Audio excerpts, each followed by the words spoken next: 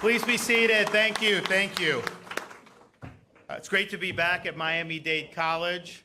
Madeline said you got to make sure to say that it's the best college, but I know that would be controversial in this room. But I will say this, I don't think there's a better college in the state of Florida that serves pastelitos and croquetas and cafecitos. So you guys have that covered, and we're really excited to be here. I also see some new faces from recent things. I see Marva, congratulations. That was interesting to watch. And I know we have our former lieutenant governor that I was just here, was Jeanette, and so many others that are. How many of you are, your positions are within the last 6 years? Hand raise, how many? Okay, yeah, so we've got a lot of new blood, and there's a lot to do. Ray Rod highlighted I think the central fact is that higher education has lost its way in this country. We've seen that for many, many years, but I think most significantly we saw it after October 7th, 2023, where universities like Columbia University not only failed to stand up and do what was morally right, but they let the inmates run the asylum. They let their universities really crack under the pressure of some really nasty ideologies. Now, in Florida, I'm proud to say that didn't happen here. People will sometimes say, yeah, why did it happen in Florida? Florida's so fortunate it didn't happen. And there's nothing fortunate, or it's not luck. The reality is people knew if that did happen at our universities, the people in charge of those universities would be out of a job, because we're not going to tolerate that here in the state of Florida. We have a focus on excellence. We have a focus on teaching our students to pursue truth. We want to have, of course, high standards. We want to ultimately prepare our students to be citizens of the Republic. That's a different model than what prevails in many parts of this country and has been very prevalent over the last 40, 50, 60 years, but much more aggressively, I would say, over the last 10 or 15 years. Our model is more consistent with the traditional mission of higher education. We are not trying to create the imposition of ideological conformity. And that's what you see in so many different places around this country. We want our students to be able to think for themselves. Now, there's a lot that goes into it. And so I think that is the central problem that we've seen with higher education. There's a lot of different things you do. Oh, we're going to do better with an engineering school here. We're going to do this. We're going to do that. Some of you guys have done a lot. I know we've expanded nursing. We've done a whole bunch of good things there. And it's all important. But I don't think if you don't have the solid foundation about what's the purpose of higher education, it's going to run aground at some point. So yes, you can have a good program here, you can hire a good faculty member there, but unless you're built on a solid foundation of understanding why we're actually doing this, I think it's ultimately all for naught. But there's a lot that goes into that. And sometimes people ask me, how come these colleges and universities are like this? Why are they doing this? Why are they doing that? And it's not like it just happened overnight. It's also not like it just happens out of thin air. There are incentives that have been built into the system for a long time to produce some of the outcomes that so many people have found objectionable. One of the things that's underappreciated, it's not something that grabs headlines, is how these accreditation cartels have worked to create universities behaving in certain ways. I mean, the whole DE&I concept was something that was embedded in the accreditation. If you weren't doing that, then they would threaten to pull your accreditation. And without that, obviously, you wouldn't have access to federal funding. Now, we have taken on the accreditation cartel in the state of Florida. And now with the Trump administration in office, the U.S. Department of Education, they agree with us on the need to overhaul accreditation. Biden, not so much. That was not something that we got a very receptive response from. But the current administration, so I think we are poised to see a real positive overhaul of this education accreditation cartel around the country. And you think about it, few things are more influential in how these universities function, but have less accountability or less public awareness. Who selects these people? How did they end up in these places? I mean, I remember when Corcoran was the Commissioner of Education, we're doing battle with some of these, like this Southern accreditor thing. And I'm like, who is this? Who are these people? How did they get there? Nobody elected them to anything, and yet they have seemingly a lot of power. We've been willing to stand up to that. So I'm very, very happy with what Florida's been able to do, but there is definitely more to come. The other thing that we've done is people complain about faculty. They're ideological activists. They're doing all this as if that somehow just happens out of thin air as well. No, part of the reason is the way the hiring process has worked.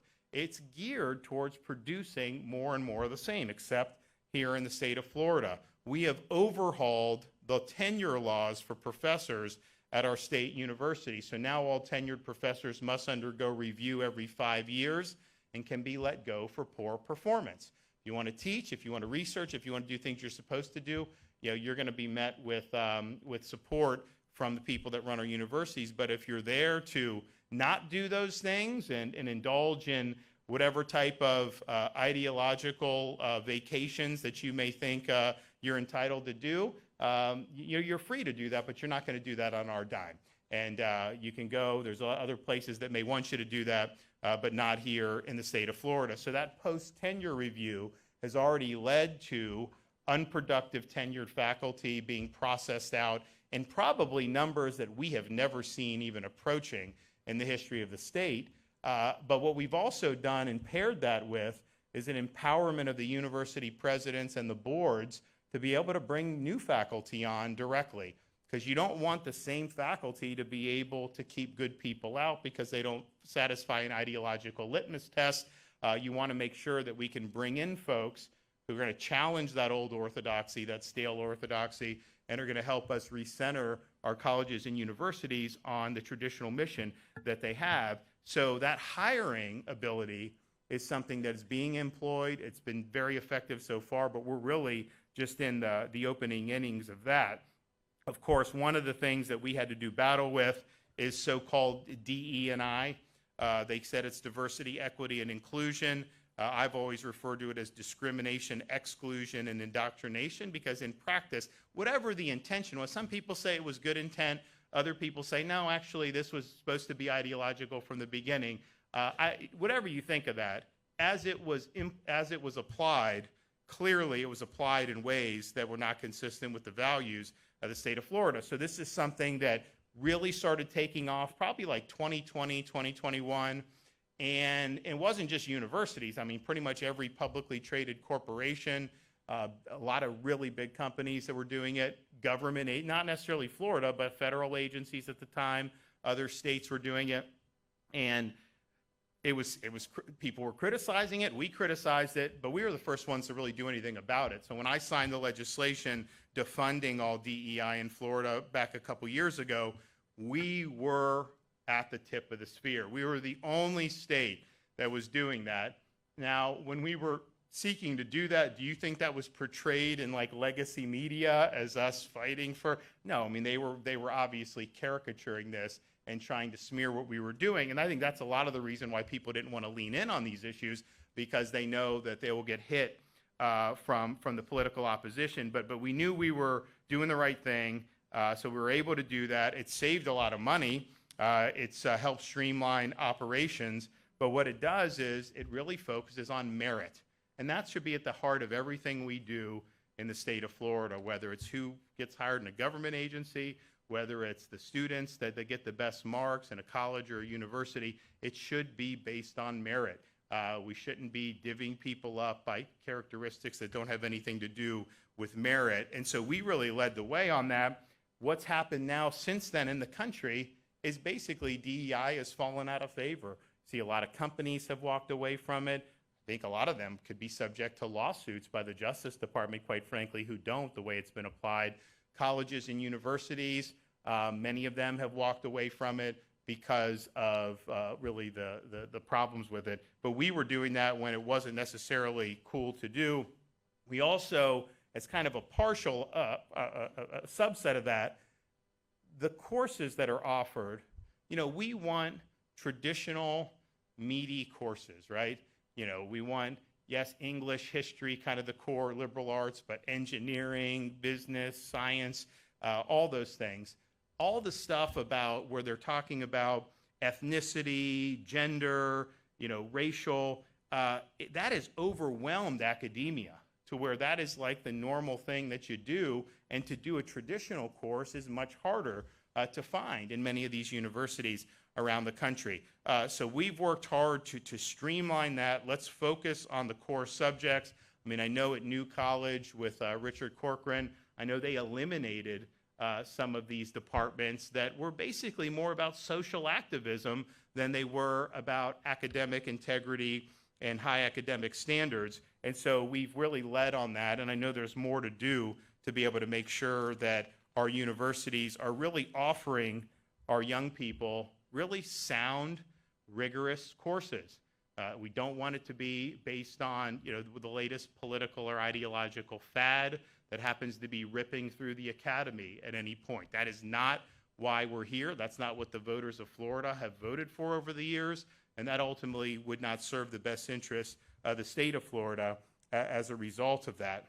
Another thing that I think flows from this, and we've seen great work in Florida, is, and you saw it at Columbia University, you've seen it at some of these other universities, and it's not just the really over-the-top stuff that they did after October 7th, which was appalling to so many people that were watching that. It's even things like if you have a speaker that you disagree with on campus, somehow it's become acceptable across the U.S. to just scream and yell and vote and basically do a heckler's veto, so they're not even able to come and speak their message. Heaven forbid you have some type of a conservative opinion. They don't want you even showing up on some of these campuses, and it's screaming and yelling and trying to drown it. Even things like graduation ceremonies. If there's a speaker that a cadre of people don't like, they'll yell and they'll hoot and holler, and then they destroy the experience for everybody else. And so in Florida, we have the view that you're going to be held accountable for your conduct. You can believe what you want, you can exercise free speech, but you have to behave yourself.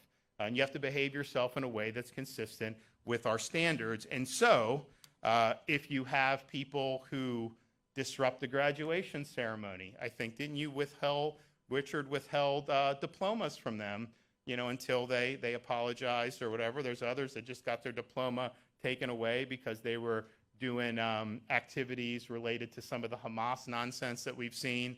And so you've actually seen people held accountable when they were trying to do these encampments everywhere, and they were doing encampments all across this country and just overtaking campus lawns and other things.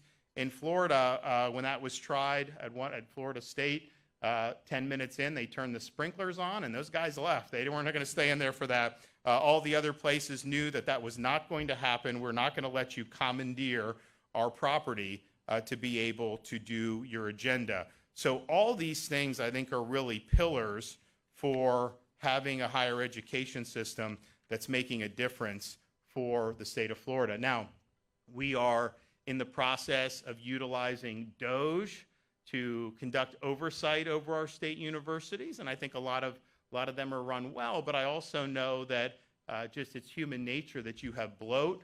There have been grants that have been pulled down over the years that during the Biden years that have a lot of the policies that we have argued against and implemented policies against. So we've sent that back. We've told, we're not going to use those grants, and we've told universities, send it back if it's conflicting with state policy. So you're seeing that, which I think is something that's very, very significant. But part of the reason we're able to hold tuition down and keep it to where, the average tuition in state for our universities is $6,300. There's no place that offers a quality education that's even close to that. But part of the way you keep it that way is to make sure that the universities are run well and that we don't fall victim to all this administrative bloat that you've seen in so many other places in the country. And in fact, you can almost track, as student loans have become so frequent, the increase in amount of loan has almost tracked perfectly the increase and expansion of administrative staff at these universities. Some of them had massive increases in staff. And look, maybe there's an argument that that's really contributing to better education, but I doubt it. I think a lot of that's probably dead weight. So you don't want to get caught into that, because we want to make sure, and as long as I'm here, we will not we will not increase tuition, but 5 years from now, 10 years from now, we want to continue to hold the line. The other thing I think we've done, and apart from really focusing on what the core mission of our university system is no state has done more to embrace workforce education than the state of Florida. When I became governor, we were in When I became governor, we were, I think, in the bottom half of states for workforce education. Our goal was to be #1 by the year 2030. I don't know if we're one yet, but we're getting closer and closer every year. And if you look at the results, we've doubled the number of apprenticeships. We've had this massive problem after COVID with shortage of nursing. We've had a huge increase in the number of nurses that are produced, and some of that's universities, but a lot of that is at our state colleges. We've also had state colleges do certain programs that are more unique to their local area in terms of what the economy is demanding, and that's true in all portions of the state of Florida. We've embraced things like expanding commercial driver's license, producing more truck drivers, all these things where people can get tangible skills at a very affordable price, not have any debt, and then immediately be able to have a lot of options in the economy because a lot of these skills are in high demand. And what I always say is a traditional 4-year brick and ivy university is one way that you can acquire advanced knowledge and skills, but it's not the only way. And for many people, it's not the best way. And we got to stop with this saying that unless you go to 4-year university and get that 4-year, you can't be successful. That's what I was told when I was growing up. And I don't think it was, I think it was well-meaning. I think it's like, hey, make sure that you're preparing yourself. But there's a lot of ways where you can acquire skills that are going to allow you to earn a good income and provide for your family. And so we should just have these available for everybody to be able to make whatever choices they want. But we shouldn't try to force people into certain silos that you got to go to university, otherwise it's just not. Because what's happened is you have a lot of these folks, they get degrees in zombie studies, they go deep into debt, and they end up in a job they could have had out of high school anyways. That's been a generational issue where a lot of people have done that. You've had people go to universities, and some of these private universities charge a lot of money, and they'll go for 5 or 6 years, not even get the degree, and then they have all this debt, and then they're basically at square one anyways. Not everyone is going to excel in a university environment, and there's nothing wrong with that. Different folks respond differently to different things, just as there's probably people at our universities that wouldn't do as well in some of these other programs that we have. But forcing people to go in a way, telling them they have to do that, that is not what we do in the state of Florida. So we are going to continue to do really big on workforce education. Our high schools have been in the game. Honestly, even our middle schools have done some stuff. But our state colleges are really a linchpin of that. So I want to thank everybody who's been willing to innovate. I mean, we've done a lot of events over the years highlighting some of the things that we've seen everywhere from Miami-Dade all the way up to Northwest Florida about really strong, unique programs that are being offered to benefit the folks there. So I just want to thank everybody for what they've been doing. People look to Florida for leadership on this issue of higher education. They have, even some of these national publications have written about how the Trump administration's view is similar and is trying to build off what Florida's done at the state level. So you're the industry leader.